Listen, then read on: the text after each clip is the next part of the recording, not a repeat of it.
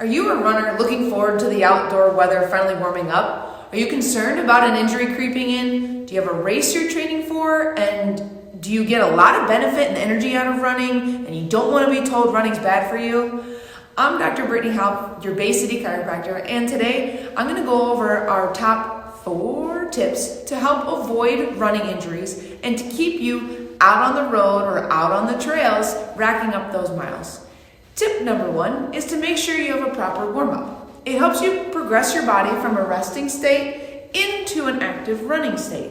We love to start with some gentle foam rolling through the hips and the legs, and then progress into a running stride and bounding box. These movements help warm up that stride you take when you run.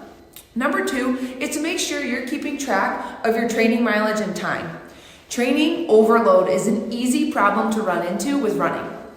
When you're increasing your training, make sure you're not making more than a 30% jump in regards to your time or distance each week. Research actually shows that 10 to 15% is the ideal weekly increase. So with that being said, make sure that there's enough time from when you begin training to slowly make that increase of your distance by the time your race day actually arrives.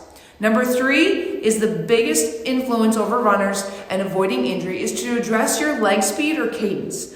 Ideal is between 160 to 180 strides per minute. This promotes a mid-foot strike rather than a slow, overstriding, long-reaching heel strike, which sends a big load up through your body with every single step. Strike more in the middle of your foot for a lighter impact on your joints. Most people run with a watch on. Check in on your settings and see what your average cadence is. Now, a smartwatch will usually give you your cadence, but if not, here's how to find your cadence. When doing cadence training, you have to be on a treadmill to control the speed. So, now without altering your stepping pace, just go for a run with the comfortable incline of 1 to 3% to help reciprocate running outside. After a minute or 2 and you're comfortable, go for 30 seconds and count how many times one foot strikes the treadmill.